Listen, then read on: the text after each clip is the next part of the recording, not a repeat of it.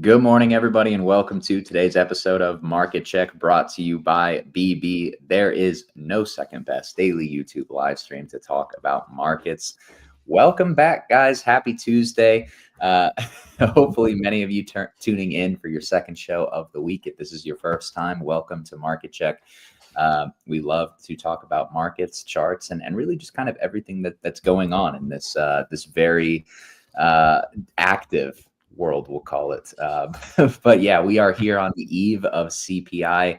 I tend to think these days are a little bit more important than obviously FOMC, at least the way that it can tend to move markets. But we'll talk about that potentially and then some later. But first, guys, I'm Tommy. You also know me as Snorlax. I'm joined by Max, Unbothered Chef Jackus, and of course, Louis. Tuesday. It is Tuesday today. So always got to use that label on this day. But like I said, guys, we're going to talk about markets. We're going to talk about Bitcoin, ETH, altcoins. And I mean, I feel like right now what we're seeing more or less from altcoins is kind of some intra-week back and forth. Obviously, they had some huge ranges they're going to be trading in after the wipeout that we had last week. And I think the market is probably waiting for clarity post CPI, post that positioning unwind. We'll see what that looks like, of course. But before we can do that, I'm going to need you guys to smash the like button. We didn't check at all yesterday. I still don't know what the like button on yesterday's video looked like, but I'm going to assume it was lacking because we didn't pester you guys. Please don't make us put the soybeans chart up today. I can't guarantee that we won't check the like button. So if you guys could do your part, if you are enjoying the content, please hit the like button. It really does. It means a lot, not just to the team, but also to the YouTube algorithms that dictate how much visibility our channel gets. So we are always very appreciative when you hit that like button. But to cook and get it a little bit more into the charts, guys. I mean, it's like I said, I feel like what we're seeing right now is kind of just some jockeying back and forth on everything, at least in crypto. Probably waiting for some decisiveness that can come from CPI. A lot of that is always, a factor of positioning. So how will people position into CPI? Ultimately, how will we come out of it? I'm sure the print will probably matter to some degree, a little bit more than FOMC, right? Because Powell loves to jawbone, and sometimes you never know how that's going to be interpreted. You don't get interpreted. You don't really get explicit language from Powell, but in CPI we have explicit data, which, as we know, the market can either react favorably or unfavorably to. And I think that's probably a lot to do with why we're just kind of ping-ponging back and forth to start this week. Hopefully we can get some clearer price action throughout the course of the week. But so far, to describe the week, we did see a bit of a bounce yesterday across the board. We're seeing some mean reversion today. That's not surprising. It is, as we so appropriately call it, Tuesday, because it's supposed to chew up all of the traders who are searching for directional momentum to start the week. But like I said, hopefully tomorrow, after we can get some of these typical dynamics out of the way, we can see this market trend in a more meaningful fashion. But if you are a lower time frame and active derivatives trader, you're probably still finding a lot of opportunity here with the way that these altcoins are moving. If you're an on-chain trader, there have been a handful of assets that you can still play. So it's not like this market's been short of opportunity, right? At least for those who want to chase it. If you're looking in the right places, it's still there. But yeah, I'd love to talk about Bitcoin and ETH today. I'd love to talk about potentially BNB today as well. Obviously, CZ is really promoting that ecosystem here as of late. Maybe any other altcoins that you guys are seeing that particularly interest you. And maybe even some talk about equities today, right? I mean, the S&P is it's kind of like the perfect microcosm of what we just described, in the sense of it's kind of waffling back and forth between red and green today. I don't think people know how to position, or, it's a very reactionary market. So when I say people don't know how to, or people don't know where they want to position, that's typically who I'm referring to, those a bit more impulsive market participants who are waiting on something like CPI data to play momentum in either way, whatever that means. But I'd love to know what you guys are thinking about the markets here. I know a lot of what we're seeing right now is a little bit choppy, so maybe we get some commentary on your thoughts for CPI tomorrow, what that means for the market. anything else that potentially, interests you right now? Because like I said, there's still quite a bit going on with the crypto markets, despite the fact that we are just kind of ping ponging back and forth. Yeah. Hey guys. Hey guys. Hey guys. Hello. What's up? Yeah. Voila.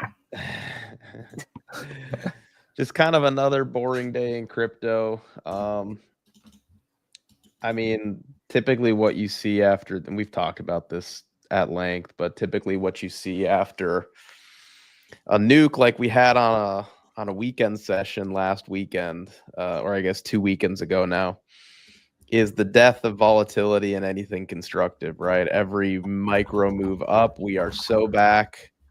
Every micro dump down, it's once again over. And we get to sit here and just wait and wait and wait. But I spent some time this morning with our Discord community going over, I guess, like the cycle. And I know that as time goes on, everybody likes to say that the cycle doesn't matter and that this is a different cycle and that, we are, decoupling from a 4-year cycle. And it's all that is certainly possible, but I would still contend that it's too early to say that this cycle is materially different than previous ones. I think a lot of people are pointing to ETH's relative underperformance, and they're using that as basically an anchor to their theory that this time is different, but it's actually so far not different. And I mean, I think it really all kind of stems with Bitcoin, and then of course Bitcoin dominance, and when we finally will get an altcoin rotation. But this is a chart that we spent quite a bit of time focusing on back in like late summer, into like September, October, and it's worked out pretty well so far. We were really kind of banging the drum that the time to sit on your hands and hold stuff that is good was really between the Bitcoin halvings and the presidential election. And, we got out in front of our skis in March, for example, like right over here, ahead of the previous 2 cycles. And then we spend, 8 grueling months syncing back up with previous cycles. And then we ramp up perfectly with them. And what are we doing right now? We're kind of just pinned against the 2017 cycle. So here, I'll even remove last cycle. What we're seeing right now is, in my opinion, a pretty striking, amount of similarities between what we're doing right now and what we were doing in 2016, 2017. And in theory, if we are going to have sort of a conventional cycle, what we would expect to see is Bitcoin, even if it, lags a little bit, which is fine, like it could move down here, is from now basically through May, it should more or less start ramping and exiting this little mini range that we've been in for a couple months. So I don't know. I'm not viewing this time really still as any different. I'm viewing it as more difficult. It certainly feels very difficult, and we have to deal with a lot more. And we're more synced up now with legacy and macro than we ever have been. And unfortunately, that weekend nuke that we had, which really only affected like ETH and altcoins and didn't affect any other markets anywhere, just Ethereum and just, ETH beta and certain altcoins. I view that honestly as like a black swan. I view it as a complete decoupling of anything cyclical, a decoupling from even Bitcoin. I view it as a decoupling from legacy. I view it as a deep discount compared to where we honestly should be. If we hadn't overreacted to that piss poor news that didn't even end up materializing, 2 Saturdays ago, the global trade war fears, we shouldn't have reacted. I view this market as sort of like a living, breathing being. And, if you look at if you look at everything, right? You look at the S&P, you look at the Russell, you look at the NASDAQ, you look at the Dow, you look at Bitcoin, you look at foreign markets. It's like altcoins and ETH were the only things that took a beating on that weekend. And then by Monday, everything was de-escalated. So it's like what you have to like intrinsically identify is like, is ETH, are altcoins at a discount because of a very short-term overblown reaction to something that didn't even end up materializing, right? Or is this cycle different? And I'm viewing it as the former. I'm viewing it as we are in a tremendous discount territory compared to where the rest of the world is trading, where global assets are trading. So yeah, I mean, I think it's just a waiting game. So I'm not willing to give up on like this cycle's not different thesis yet, because the cycle is Bitcoin, right? And Bitcoin will determine what altcoins do. And we've also been banging the drum that like when Bitcoin finally exits its first correction, which it's in right now, while in price discovery, is in theory when alts should really start ramping. So we'll see what happens here over the next 30 days or something like that. But I'm really not seeing this time being that much different right now. So Max, could you maybe do the same thing you just did here with with ETH? yeah. That would be interesting. Because I think that, again, I think BTC is pretty unbothered and moisturized. So I have this, I have it from the Bitcoin halving, because obviously ETH is, like a lot younger than Bitcoin. So the Bitcoin you had before was since the bear market bottom. Correct. Yeah. This is ETH from the Bitcoin halvings. But I could recreate it, from ETH bottoms, and we could do it that way. We can try. Could be interesting. Should we take a look at it? Oh. Have you ever tried it from like the bottom on ETH, or is this going to be your first time? I think I did the halvings intentionally because this cycle was like so weird. Like for example, the reason I did the halvings. Oops, let's do this. I'll show you why. Because ETH's first cycle like didn't align with Bitcoin's bottom at all. Now let me put up ETH. So like ETH's first cycle, like, I mean, I guess we probably should, right? But would we mark this as like the bottom for ETH? But it was like so brand new. It's like, do we want to do this maybe? Maybe. We'll try it. We'll see how it goes. So yeah, we will take the first cycle as sort of like with a little winky eye. Yeah. All right. So let's do this here. So we'll mark it from its bottom here.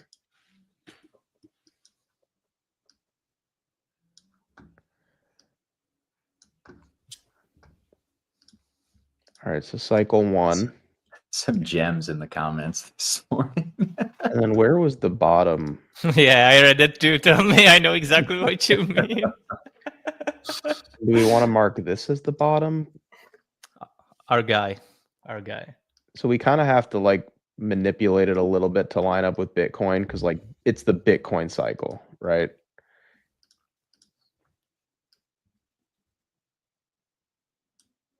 See, the first cycle was just so weird, right? I don't know.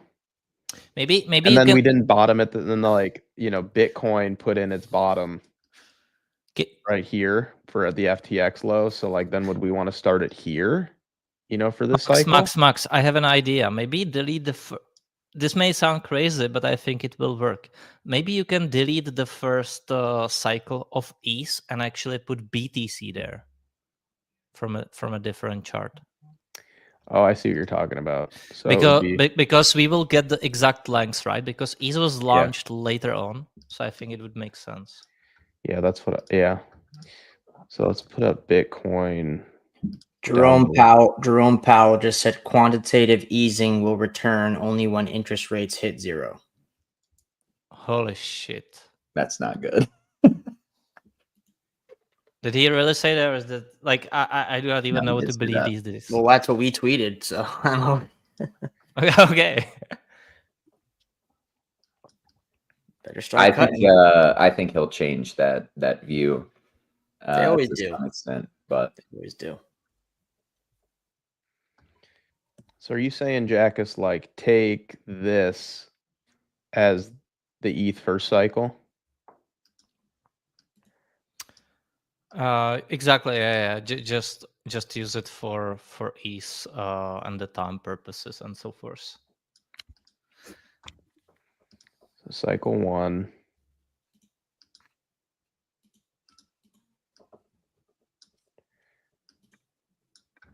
Cycle 2. And then you're saying move these up to where ETH is at right now? Yeah. You could have used the second cycle for ETH though, maybe. But the first one, right? Like the 2016. See, then do we like do this? It's Yeah, so hard. It's yeah, so yeah, hard to yeah, like massage it on there because it's yeah, like yeah. they're just so different. But And then align it with the bottom of yeah, exactly like that. Yeah, I think this one would work. But see, then the issue I have with it, right, is that Bitcoin for this current cycle, Bitcoin bottomed over here in like November, and ETH didn't make that new low. Are these the same time frame? Yeah, that's fair point. So it's like, Maybe where use do it we like mark that. the ETH bottom? You know. And that's also, by the way, like something that I've been saying for a long while is that this cycle is simply, we cannot look at it from the perspective of it being another furry cycle. We have clearly deviated by now with everything, except BTC, of course. But I think even BTC deviates in a way where it like has this longer term bull market. It just doesn't have the big bear market in between. But I think this cycle has deviated in lots of ways already.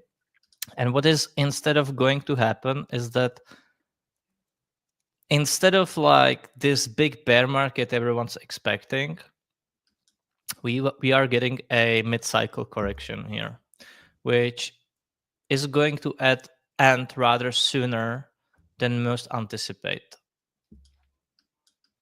So it's still very tricky, but again, I view it as like he's just being in this 5-year long range by now, basically. it almost feels like we're speed running market cycles for altcoins. Yeah, obviously, something like Bitcoin has that institutional bid that's kept it significantly stronger than the rest of the market, while altcoins are still, inherently speculative, and thus have been much more tied to liquidity, global liquidity, than anything else. I still think it's likely to me that Bitcoin, what we're doing is a high time frame tulip style bubble. But every time we stack another consolidation for Bitcoin on top of another consolidation, obviously altcoins are just getting absolutely obliterated. And that's when they're kind of going through these corrections. It's like Jack has said, I viewed this as a mid-cycle correction for beta. For Bitcoin, it's like everybody can make the joke, right? Like, oh, altcoins look like this and Bitcoin's still at 100K. Like, yes, I just think they're trading like they're fundamentally different assets right now. Eventually, when Bitcoin tops, I think you're going to see that full-fledged rotation into altcoins. But to me, the fact that we haven't had the traditional alt season is just a signal that Bitcoin probably has not topped from a cyclical standpoint. I don't know when that's going to be or where that's going to be. But I do think, just kind of based on what we're seeing from beta, I don't think we're going to go an entire cycle with altcoins, ETH, and beta just completely underperforming Bitcoin. I just think it's a sign that Bitcoin's current cycle needs a little bit more time to cook to get us into a position where that capital rotation occurs to altcoins in a meaningful way. I don't mind this fit right here. So these are the ETH cycles, but measured from when Bitcoin bottomed in the bear market, not ETH.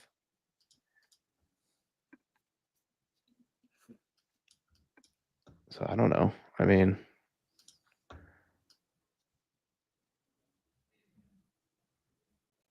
no, he did not say that. Did he really?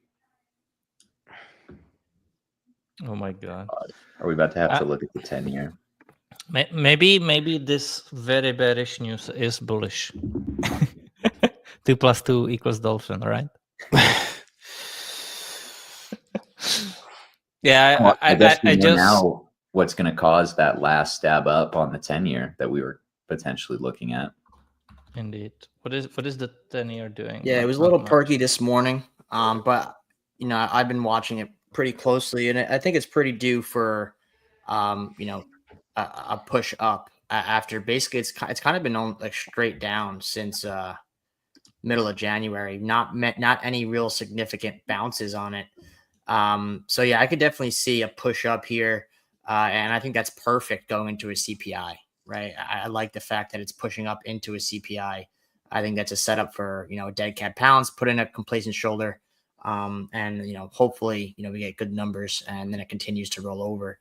But I think we're safe on the 10-year as long as, you know, 4.8 is not reclaimed. I think we're in the clear. I still think we can stab at that 5 level on the 10-year, but I think once you get up there, like I don't adhere at all to the 7-8% rates crowd. Yeah. I think at 5, that's probably it. You start to see it decline after that. I am very much in the same camp right now, Tommy. I think and obviously no. Max, can I steal it for a little bit? I'll you give don't it ask, right back. Jackus, you just steal it. You Tommy it. Don't ask. I always do it. So I wanted no. to for Too once polite. be You don't polite. ask, you take. That's what Tommy does. Poor Tommy. Just shakes his head and no comment. I prefer not to speak. Be careful, Jackus. I might take the screen from you. Do it. Yeah, I don't know. It feels like a perfect blend so far right now, and I still think that they might do this right. Tommy, as what you say is have like this last one, but I'm also not the believer that they're gonna somehow miraculously push it to 7% from here. That's definitely a topping structure on yields. Like that is distributive, but we see in distribution a lot that 3 drive, and then you sweep the high of the 3rd drive, and after that it just drops like a rock. Indeed. I would be only inclined for 7% if the 10-year were to do like a drop to these levels, and then, you know, like a next cycle. Then I would see it. You know, it wouldn't be, of course, like this. You know, it would be like this, and then this maybe. But only then. But I'm not seeing 7% straight from now. Not seeing that. Looks like the Bitcoin top from last cycle. It does. It does. Might actually make me a TLT bull, low key. Not that I really want to hold that over crypto, but for stability's sake, I wouldn't hate holding some TLT if we were to get a stab down into, you know, that 80 region, kind of the inverse of the 10-year. I'm still thinking that Euro USD goes. I'm not sure it's going to hold this one, honestly. I think it jabs slightly through, maybe even takes this low, but that could be the one to go back. And I think this is the bull market for us.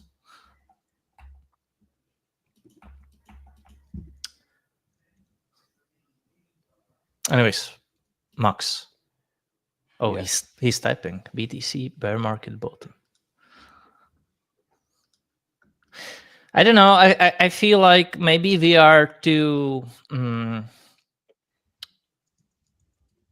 I feel lots of people are too focused on comparing this cycle, and I think it was all right up until it deviated. I think it deviated, and now lots of people will be like, "Hey, past cycle, lasted till this date."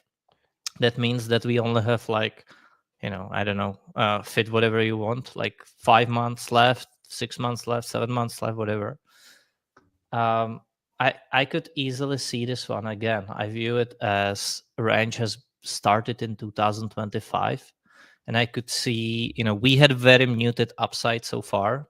Therefore, I think we will have a very muted downside here too. And then in like time, in like not in percentages, but in time.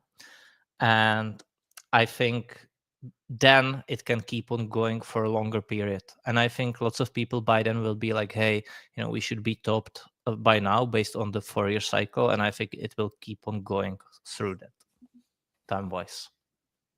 And I think I really think part of why I believe this will be an extended cycle is that I truly believe that we're going to see true adoption of crypto assets. I mean, we're kind of already seeing boomers buy Bitcoin, not just because it's the hottest asset that you can buy from a tech standpoint, or one of them, but because they view it for the fundamental utilities that it can potentially have, right? That BlackRock has sold people on, right? Storage of value. It's very similar to digital gold.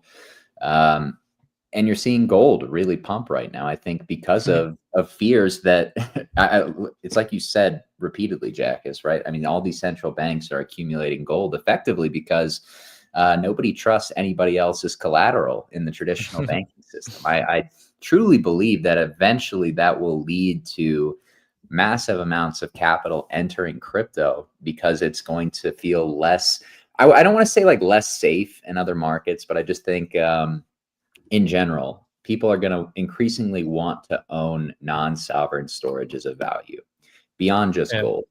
Like, to me, that is crypto's utility. And over time, as that adoption occurs, that's when you're going to see the huge price appreciation of something like ETH, in my opinion.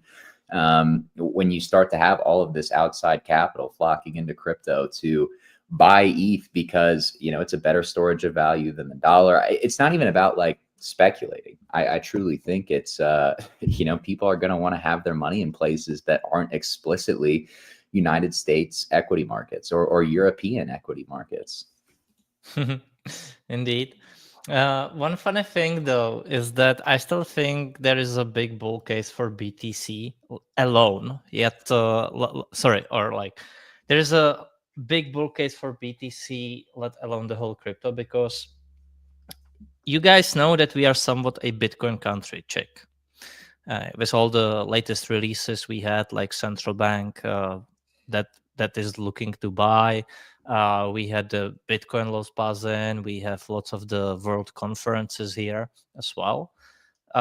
Yet there is so many people who simply still do not believe BTC. Like they are still more in that gold camp. And I think the fact that there is still so many people who are unconvinced, that's the potential upside. Those are the potential buyers in the future who will be flipping their narrative, as these people usually need more time to sort of get used to it, right? They are like they need time to see the market has truly accepted the thing, basically. So I think and we have lots of them, despite the fact that Czech is very pro Bitcoin, right? Like lots of people, but still you get lots of people who just simply do not trust it. So that's the longer like game plan there.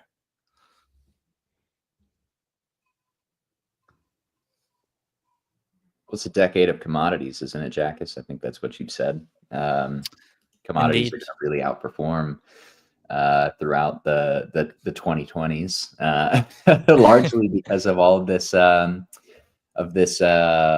uncertainty that we're seeing around the world. And I do think it just kind of contributes more and more to that narrative I was just discussing.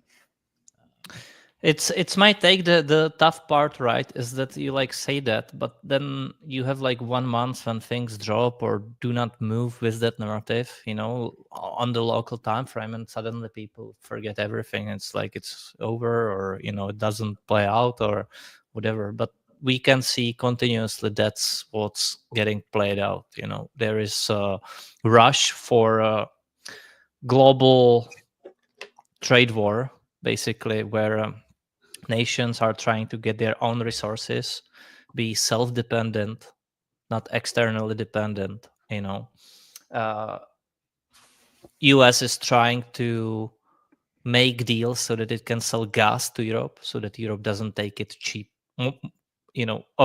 Like basically US is scamming Europe in a way. But Europe is gladly taking it, to be fair. It's just business. Sorry. It's just business. I know. Like so we can clearly see that the shifts are taking place, and we see gold rallying over and over after so many people try to call a top on it, basically what they've been doing with BTC.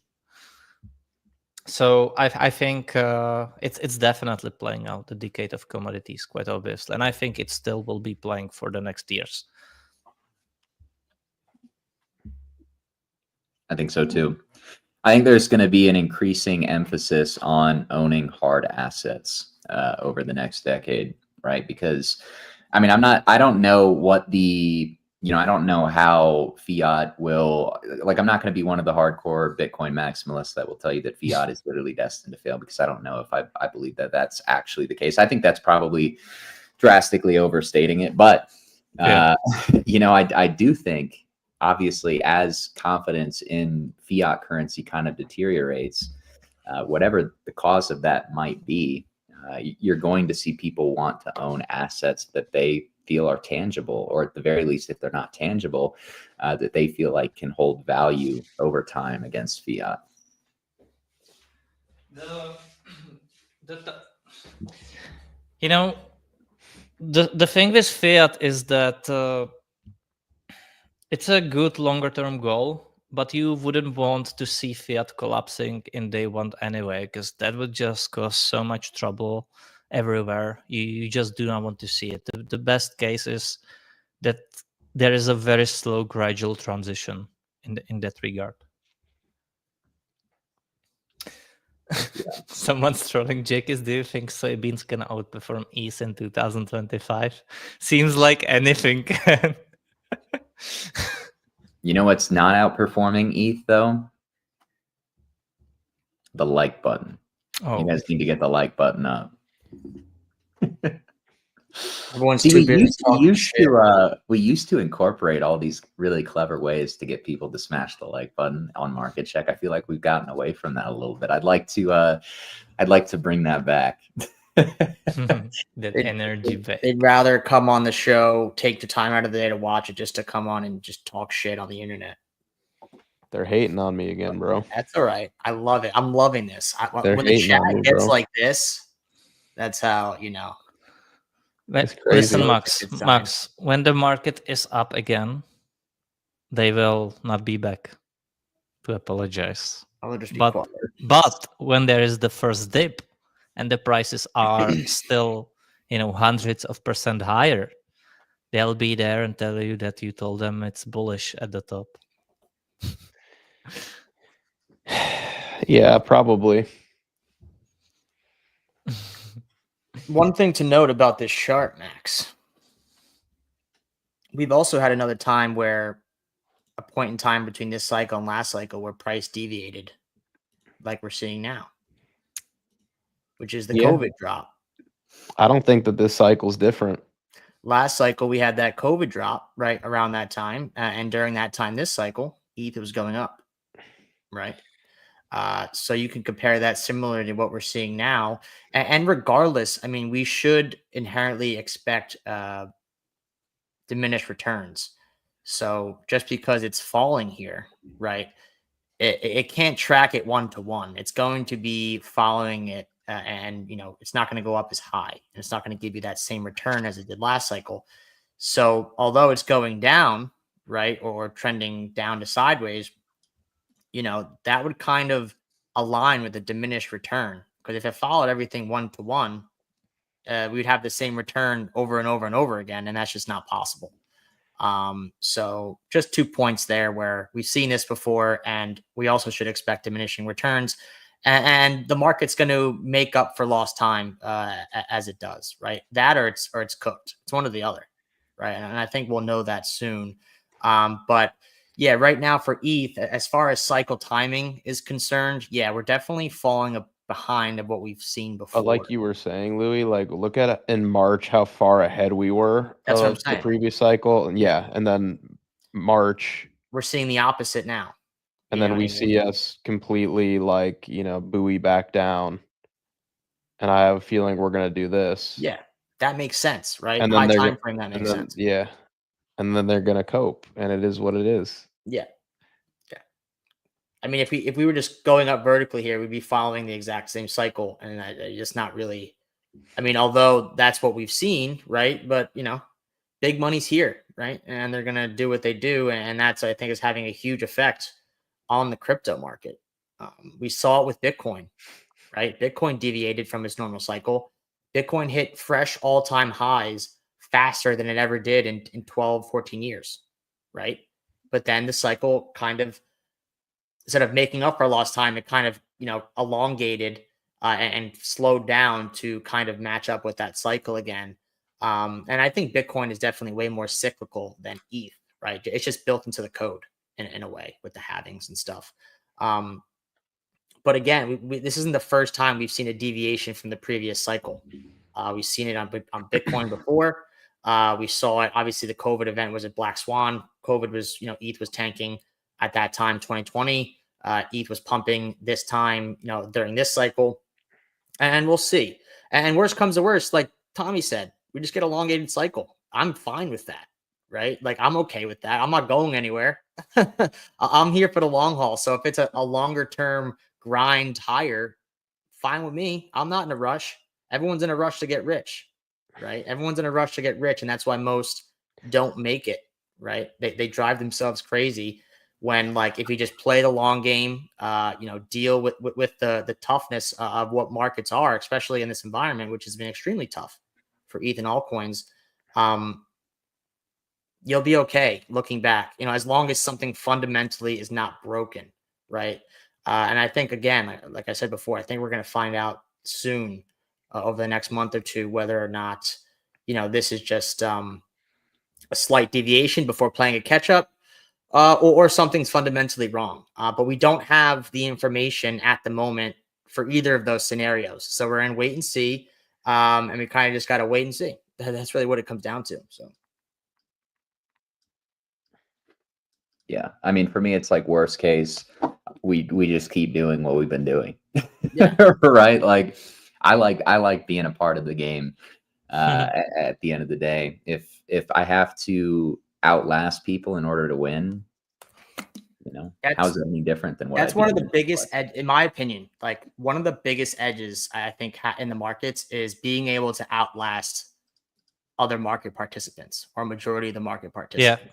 Yeah. That's a huge really edge. And it's like, you can't really teach that. You kind of got to learn as you go, and kind of learn that patience. It's that or you quit, right? Not So even most just people patience. I feel like there are a lot of people right now, Louis, that they don't actually want to be here. Like, I really don't think they have very strong conviction, to be honest. Like, just because you've held through a range does not mean alone that you have conviction in the asset class. There are a lot of people who, if you were to ask them, or really rather, how are you feeling? They would say, I'd love a pump so I could sell it all and never come back to crypto. How many people do you think fit that description? I think those people definitely have very low conviction. Not just in the cycle, but in the asset class in general. I agree. This is exactly why I remain to be very much bullish for the longer term. Although obviously I think we have some local pain still, but longer term, I think this is exactly what you just described. I don't know, man. I'm still feeling what Paul said today, right? there's been lots of hopes in the market in the recent days that QE is coming to save us. And I said that the QE likely doesn't come until something breaks, because that's when it really usually comes, where you like see sharp decline and then they come back with QE. And it's really been QE what has led the prior alt cycle. So with that gone, because he basically said that, QE is not coming until rates are at 0, right? So I'm having a hard time right now seeing alts rallying right now if we are not getting that, which lots of market participants believed to be the case. Also, a question I have, which I don't know anything about this. How long is like the Fed chair's term supposed to be? Like when there's a new presidency, I know the chairs switch a lot. Like he could be saying all he wants, but if he's not Fed chair in the next month or two, it doesn't matter what he says, right? So like, That's you guys true. know how that process works? I don't know. Are they I think voted his in? Are term they is just? over I this think year, he's just though, right? appointed, right? Usually how it goes around the world, not sure if it's exactly the same with US exactly, is that they have terms which could be different from the presidency. So president usually have 4 years. The Fed chairman could have like 5 in the office, but then gets elected by president. So I'm not sure, and I'm not sure if he can get fired. Actually, we should look that up. When is Jerome Powell's term up? I'm looking it up right now. I mean, if he's speaking in front of Congress, I feel like that's usually close to either the beginning May or the end, 15th, 2026. Unfortunately, we are stuck with him. God. God damn it. Yeah, nothing's lining up. But I still think he can be strong armed into Yeah. certain policy if the markets warrants it. But I think that second part is kind of the key. Markets need to warrant some level of reaction from the Fed. Otherwise, they'll probably just let the market do what the market's been doing. I think when I think that maybe not exactly QE, but at least end of QT comes is when Nvidia is sub $100. That's NVIDIA. Well, they are not going to let Nvidia go down because it's a flagship of the US right now. By the way, do you guys know when Nancy Pelosi sold Nvidia? Probably. Literally. God. The real crime super cycle was Nancy Pelosi's portfolio the whole time. Indeed. But you only find that at the end.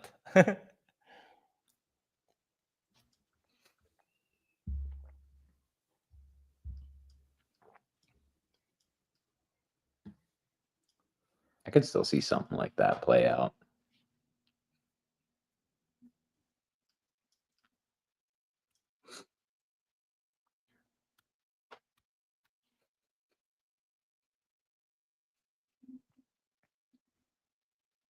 And a hush fell over the crowd.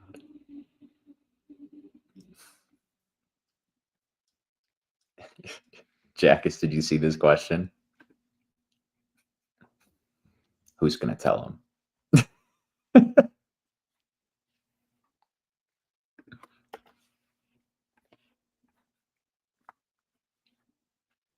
I don't know, man. The negativity, the hate, the sentiment, everybody perfectly aligned that everything must go lower. The cycle's different. I'm not selling shit. Nope. Everybody calling the bear market, everybody calling the recession, everybody fucking, what's so bad out there, man? Unemployment's at 4%, CPI's cooling, rates are down. What's so bad? What's in contraction? What's really so bad? Like what's gonna trigger this crazy sell-off? Oh, what? ETH dropped on a weekend because of bad news. Cycle's over. Really? I don't think so. I don't think so. Everybody hating, the comments, the DMs. You should sell. You should sell. Honestly, you should all sell. Just go buy Apple. Nope. Takes a little bit of belief to be a swing trader in this market. And the good news is I got enough belief for all you guys. I'm not going anywhere. One weekend shakeout that sends ETH off of the fucking cliff doesn't change anything for me. Maybe it does for you guys. I mean, it happened with Bitcoin earlier in the cycle. In our 8-month range. You guys remember August? That absolute decimating plunge that we took. Market structure break. Bitcoin's dead. Everything's screwed. The Japan carry trade is going to blow up the markets. And that was after sweeping the lows 2 or 3 times already on Bitcoin in 8 months. And we still came out of that and continued back to the upside. And sentiment was the same as it is now on Bitcoin. I really I'm finding a lot of similarities in the move that we saw on ETH a week or 2 ago to what we saw in the beginning of August on Bitcoin. I'm seeing a lot of similarities, and honestly, tinfoil hat here. I think it's the same exact people selling it and buying it, to be honest, because it looks almost identical. And I know for damn sure, volume's telling me this, candlesticks are telling me this, that dump that we saw on ETH was swallowed up, right? That was bought up. Like there were massive bids waiting for that to happen, and it got bought up. That's why, like, if you look at the daily candle on that move, like it's all wick. If there were no buyers, there wouldn't be a wick. It would just be a candlestick, right? So whether it takes a couple weeks, whether it takes a couple months, last time we saw a move like this on ETH, it took about 3 or 4 months to put in a base, a reaccumulation base before heading back to the upside. But we also didn't see the same amount of buyers on the initial move down. So the amount of volume and the buying that I think that just occurred, I think has the fuel to send us higher in the not too distant future. I don't have a crystal ball, right? I'm not going to say it's going to happen tomorrow. We've talked about this yesterday where V-shaped recoveries, like look at that chart of Bitcoin on the left. That V-shaped recovery looks like it happened overnight. That took 45 days. That took 45 days for Bitcoin to recover from that COVID crash. And you're saying, oh, that was COVID. Guess what? What we saw on ETH and altcoins 2 weeks ago was the largest liquidation event in crypto history. And Bitcoin stayed in a range, right? So I think it's the same exact thing that we saw on Bitcoin in that 8-month range. And it's the same players doing it. What also tells me that it's the ETFs. The big money already accumulated on Bitcoin. We went through that 8-month range of hell. No one remembers that. Like we went through 8 months of hell on Bitcoin before we finally broke out. And now ETH's doing something similar to what Bitcoin did 8 months ago, because I mean, ETH was doing the same thing, granted, when that was happening. But ETH ETF is next on the menu, right? You think they're just going to look at the ETH ETF like, nah, we don't want that. We just want Bitcoin. Come on, guys. Come on. But if you want big money to buy your bags, they're not going to buy your bags up multiples. They're going to buy cheap. Big money does not buy high. They buy cheap. So a lot of people forget what it was like a couple months ago in that long 8-month range for Bitcoin. And we ran the lows 4, 5, 6 times with large liquidation events like we saw in the beginning of August. And what happened next? Right? What happened next? We crushed 100K. So people have the memory of a goldfish, which is good sometimes as far as emotional, but you have to look back and have some context. People are too they're too zoned in. You got to look out, sit back, use context, see, really put everything together. It's a giant puzzle. And that's why I love markets. There's so many moving pieces. There's no right answer. It's a constant puzzle and moving pieces. You kind of have to piece together, use a little bit of common sense, use a little bit of intuition, use your charts, use your data, put it all together.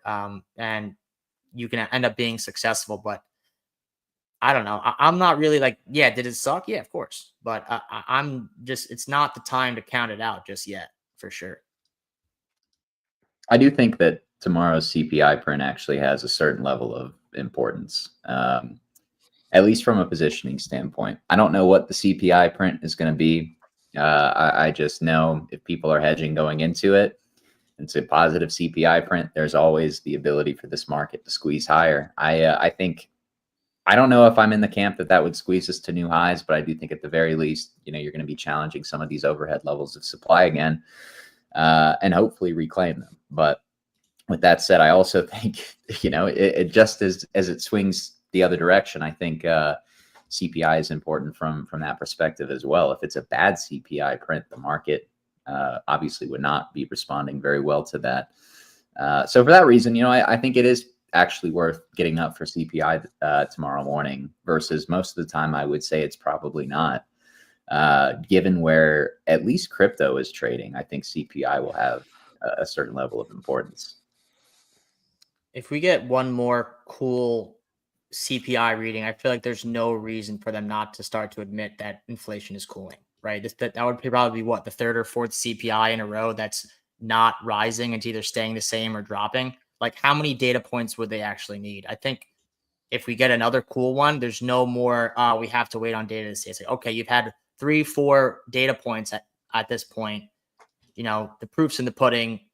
Let's make a move here. They can't just keep saying we need more data. We need more data. Like, eventually they have to pivot if the data is telling them to, right? So I think I agree with you, Tommy. I think tomorrow is extremely important. And the funny thing is these CPIs, these FOMCs, they always come at a pivotal point in the market, right? Isn't it funny how that works? Isn't that funny? Very funny. I'm laughing. Laughing all the way to poverty.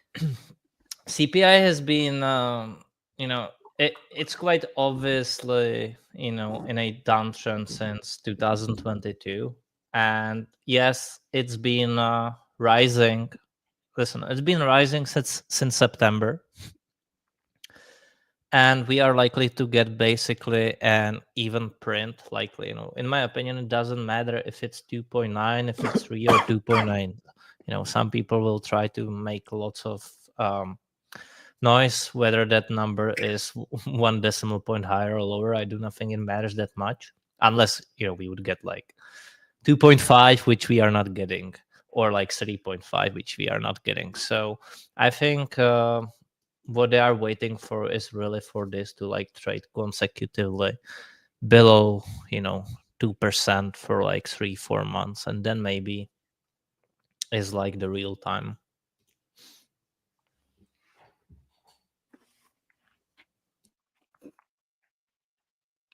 I think it would actually not be the worst thing for markets if inflation started to slightly increase. Not to the point where you're going to see yield spiking, but to the point where, you're going to see people want to allocate to risk assets. I'm going to keep hammering the point that one of the narratives I remembered most distinctly about post-COVID QE was the inflation risk, and how owning assets was ultimately the best way to hedge that risk. Like I said, you don't want yields to be spiking, but a little bit of inflation to kind of incentivize people back into the market isn't the worst thing in the world, even if the initial reaction would probably not be very good. There was a question whether I expect ETH to go into price discovery without QE.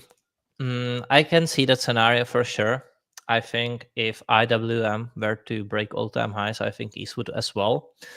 But for that, you likely need, for both assets, you need rate cuts. And you do not need QE. So I could see ETH price discovery without QE for sure. But you at least need that IWM strength, and you need easier monetary conditions, in my opinion. And I think it's coming. But again, lots of people are betting that they are coming like straight from now, which I'm currently not seeing. I did see somebody in the comments point out that in 2017 to 2018, we had the huge alt season, at least an alt season that most people think of when they think of that phrase. We didn't have any QE. Yeah. It was just QT. And obviously the market was much smaller then than it is now. But I think generally speaking, it's like you just said, Jack, is you don't need QE to send risk assets higher, but you do need looser monetary policy. And I think we're finally getting close to seeing that. I mean, obviously we talked about how the 10-year can go higher. It's probably at least my base case, we give a stab at that 5% level. But I think after that, you're going to see rates really start to drop. And I think after that is going to be kind of like where we take a gauge of,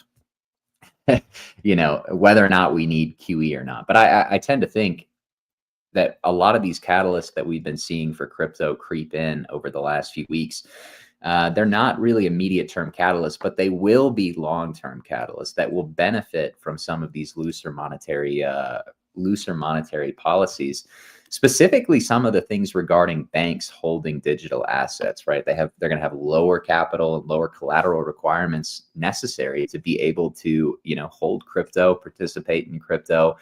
That's where it starts. I really think that's where at least like the next price appreciation is going to come from. You're going to need people like Genesis, FTX, 3AC that ultimately had very cheap and plentiful access to lots and lots of liquidity. I was muted. Yeah, I basically see that as well. I think 2017 was like, the first just retail bubble. The market was very small for the coins to be pumped.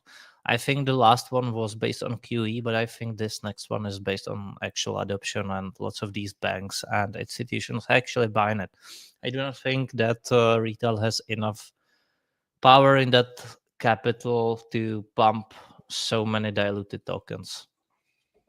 I do agree with that. I wonder if that ultimately does become a tailwind, though, for some of these crypto majors, right? Holding Bitcoin, ETH, or Solana over a long term, knowing that a lot of this dilution will eventually come back into the native token, that you need to buy in order to do the speculating anyway. So I do think it will spur a flight to quality, but that quality will probably be reflected in fewer assets than previous cycles, right?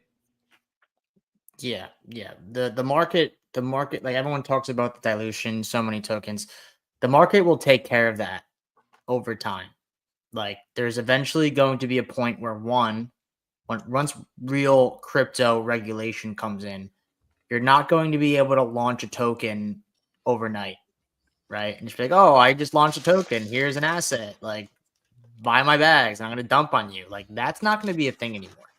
It's going to be a very long, strenuous process to start, to launch a crypto. And there's going to be a lot of regulation and red tape, and likely only like real businesses or however it's going to work are going to be able to do so.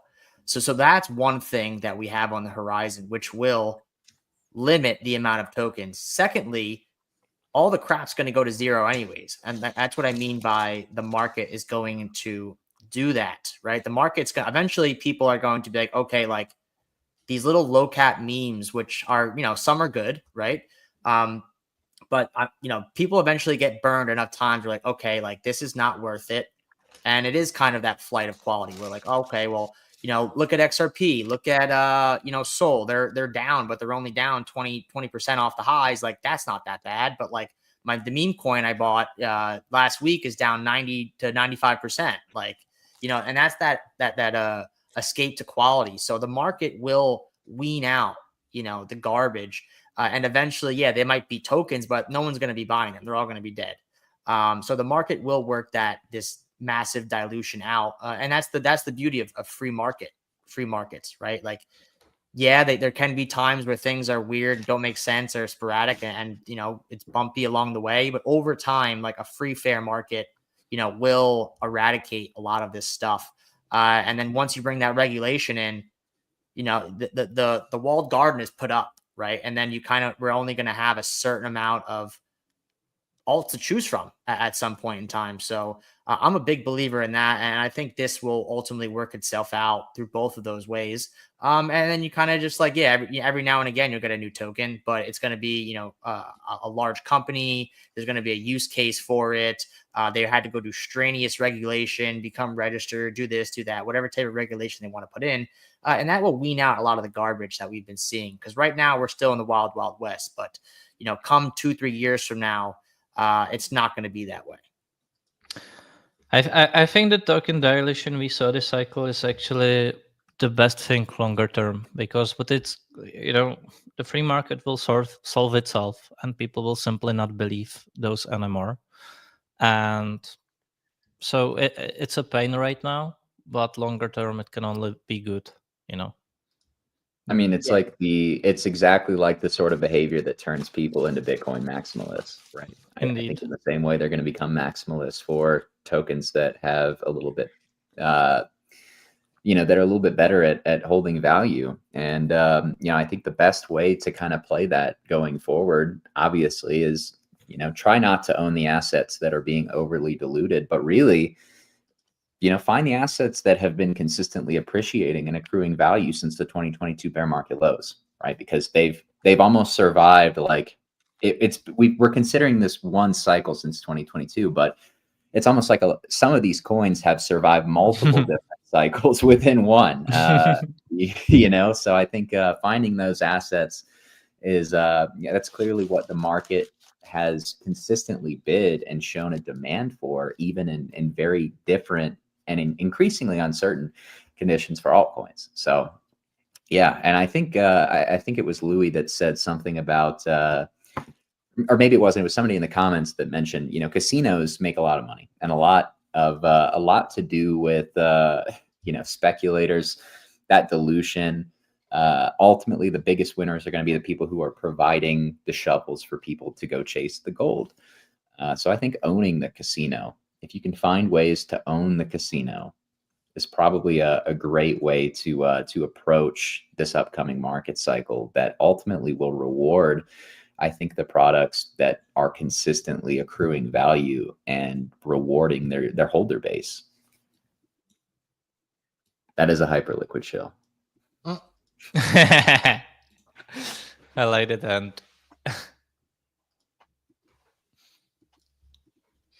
so I see Max has been silent for a while, but he is cooking something, and maybe he just wants to be appreciated silent. Just stare at the mastery. Tired of talking, Jackus. I talk, they're mean to me, so I fall silent. You guys see eventually. You guys get what you deserve. They're mean, I fall silent.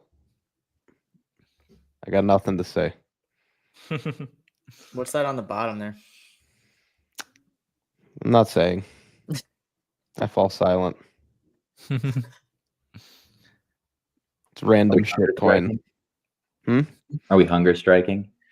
That's Pepe versus ETH,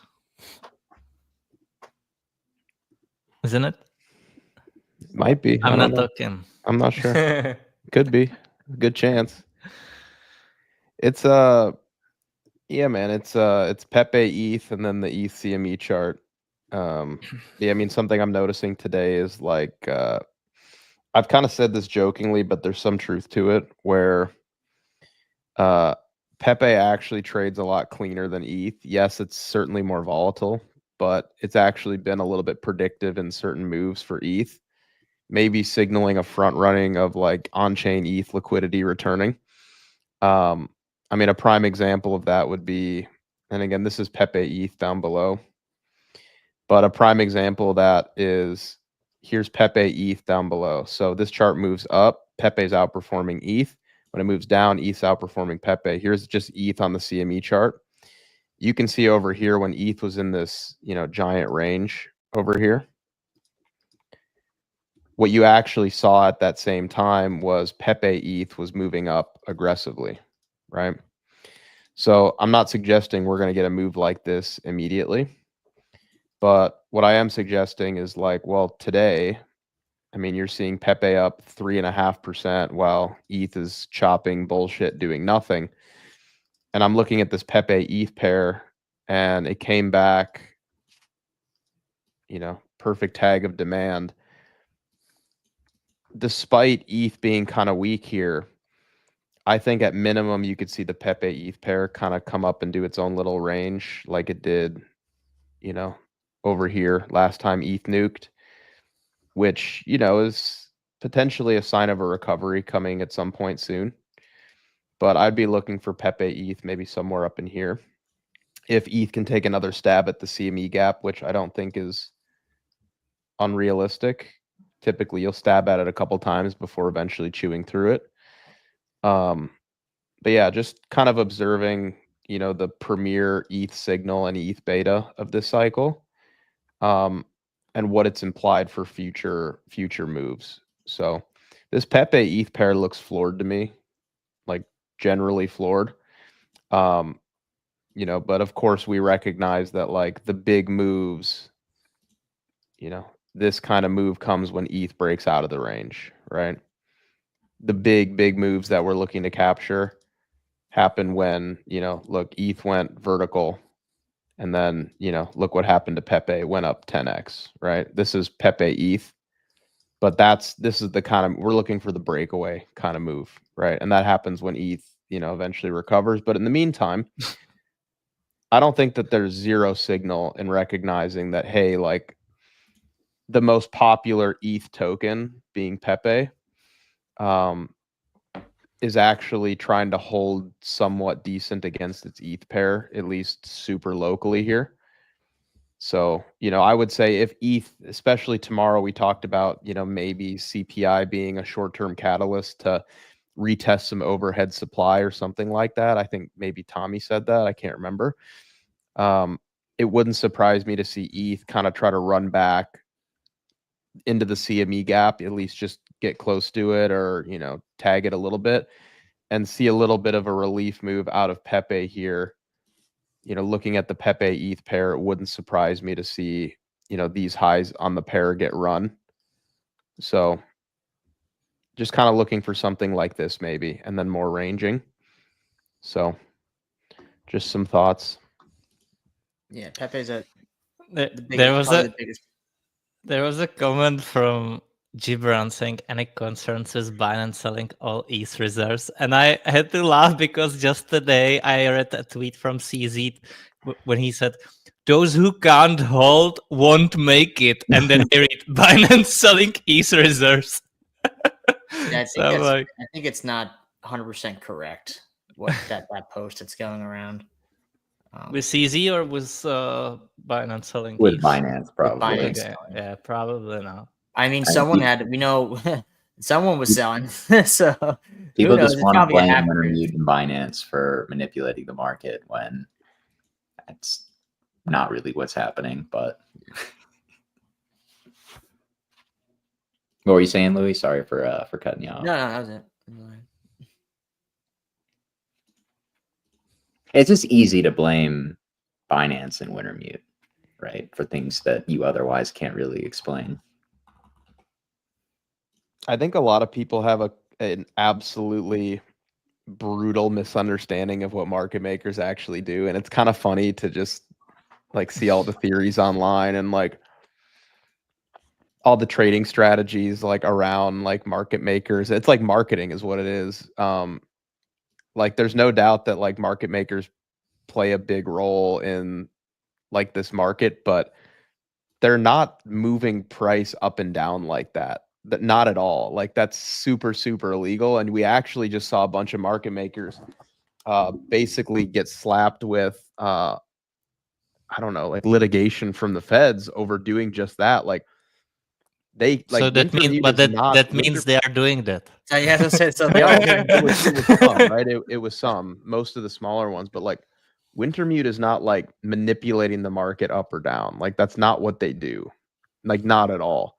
They have huge bags and like they load up on spot positions when there's a discount, and they will slowly like distribute at extremes, but they're not moving the market. It's traders moving the market. They're facilitating the buying and selling. So it's just kind of funny listening to people be like, oh yeah, like exchanges are being sent like coins, or exchanges are sending coins to Wintermute and Wintermute is dumping. I'm like, that is not how that works at all. People just have no idea how market making actually works.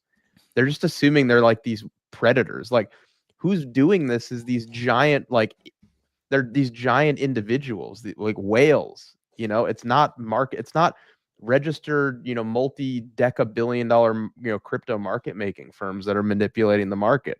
It's not. I promise you, it's not. It's just funny. It's like it's like a conspiracy greater than the moon landing.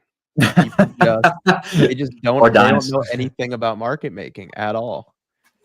I mean, it's like liquidity in crypto is scarce, right? So I don't want to say that like chasing liquidity is not inherently predatory in our space, because it is. But I do agree, Max. There's like a lot of it's marketing almost. I feel like, oh yeah, we went and targeted those highs because the market makers pushed us there. No, that's not how it works. Market makers have asks at the highs. You are pushing it towards the highs through your inefficient market orders. They're capturing the spread. Market makers hate volatility. They want you, the traders, to push price into their asks or their bids so that they are taking the least amount of risk possible.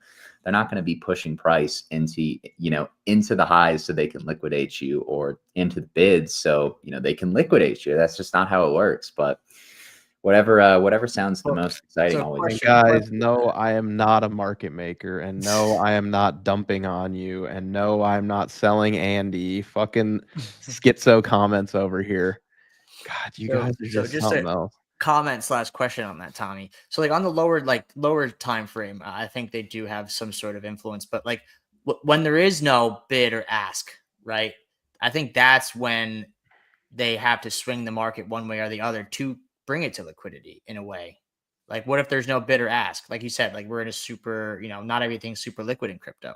So sometimes don't they have to move the market into one way or the other to, bring it to where the liquidity is sitting? No, so they don't have to move it. I mean, I'm sure there have been instances before where market makers in crypto have tried to move price. Like I'm not going to pretend like that's not the case, but saying that every single move towards liquidity is a product of market makers pushing price, I don't think is really a fair and accurate way of describing things. Like, for example, on this dump, what more than likely happened was not Wintermute dumping price. It was, a market maker like Wintermute is going to have these bids so that when price does wick on ETH, for example, into like 2100, Wintermute's going to be getting fills basically all throughout the wick.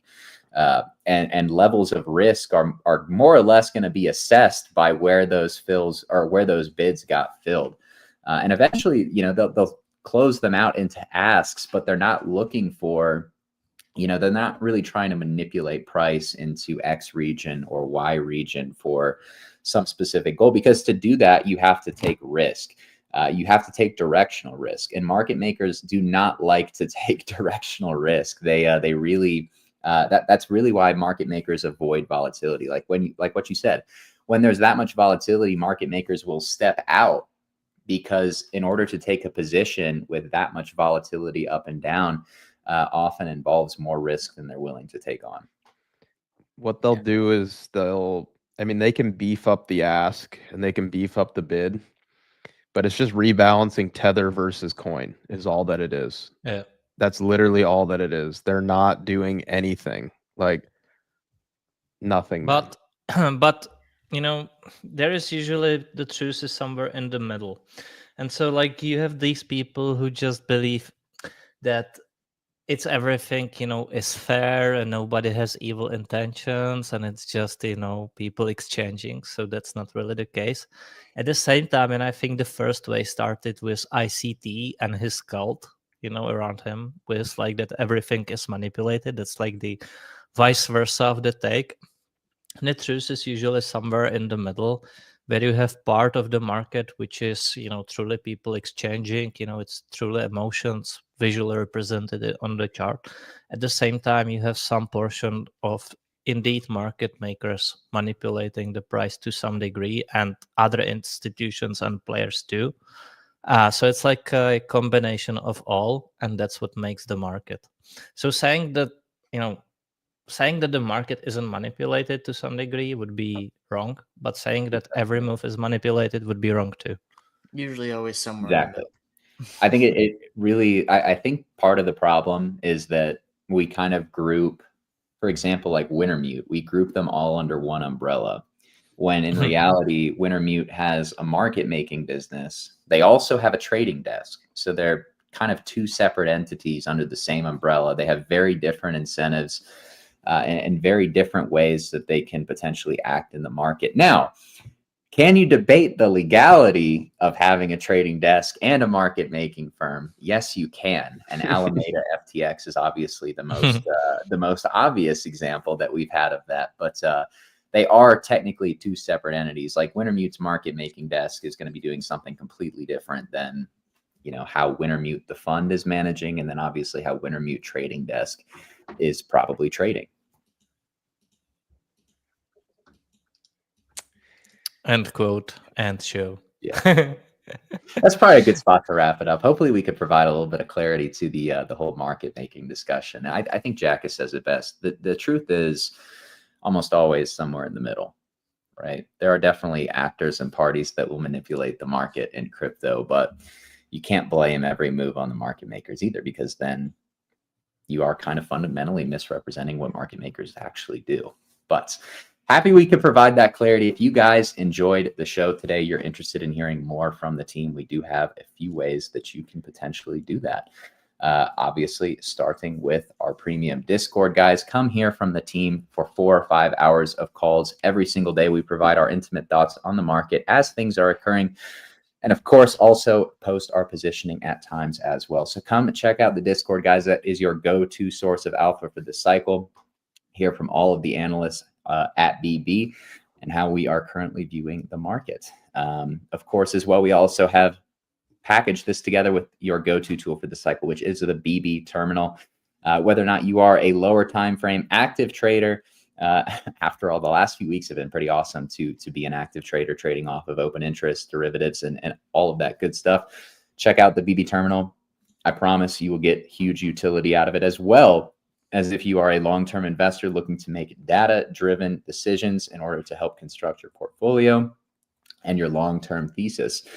We have the go-to tool for you as well. And soon we'll have the go-to tool if you are an on-chainer, a meme coiner, you love AI agents, whatever the new meta for on-chain can be at any given week, we'll soon have the product for you as well. So check that out, guys.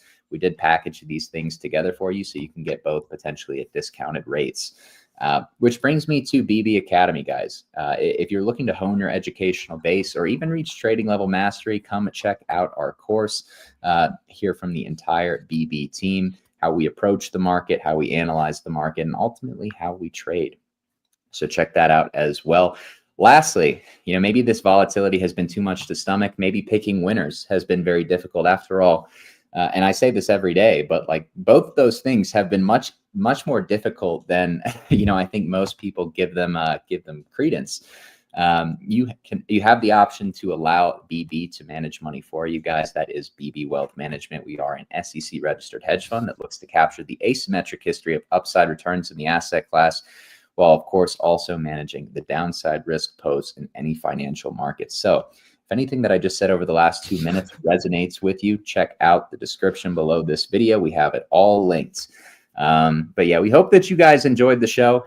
We'll be back for another episode tomorrow around 11:15 Eastern Standard.